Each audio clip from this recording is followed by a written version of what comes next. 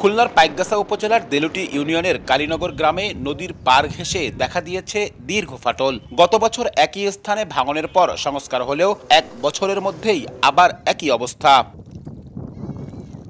শুধু এ এলাকা নয়, বেড়িবাঁধ ভাঙনের আতঙ্ক আবার নতুন করে দেখা দিয়েছে উপকূলীয় বিভিন্ন এলাকায়। খুলনার দাকপের বটবুনিয়া ও আচাবুনিয়া, পাইকগাছার হিতামপুর ও দেলুটি, সাতক্ষীরার মরিচচাপ নদী, বাগেরহাটের শরণখোলা এলাকায় বাঁধে ফাটল দেখা দিয়েছে।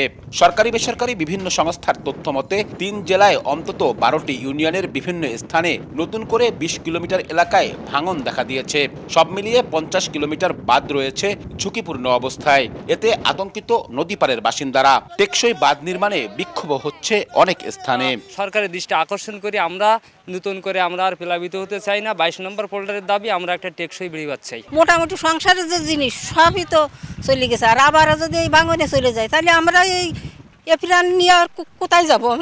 আমাকে তো আর আশ্রয় নেই। আমরা চাচ্ছি যে আমরা এই ভাঙনটা বাঁধটা মজবুত করে দিয়ে যাতে আমরা সমস্ত জীবনগুলো নিয়ে আমরা সুস্থ সবলতা থাকতে পারে। আর ত্রাণ চাই না, আমরা আমাদের একটাই প্রাণের দাবি এই 22 নম্বর পোল্ডারবাসীর, আমরা টেকসই বাড়ি বাঁধ চাই। অতি দ্রুততম সময়ে যদি বাঁধ না হয় তাহলে আবারও গত বছরের মতন এই এলাকা প্লাবিত।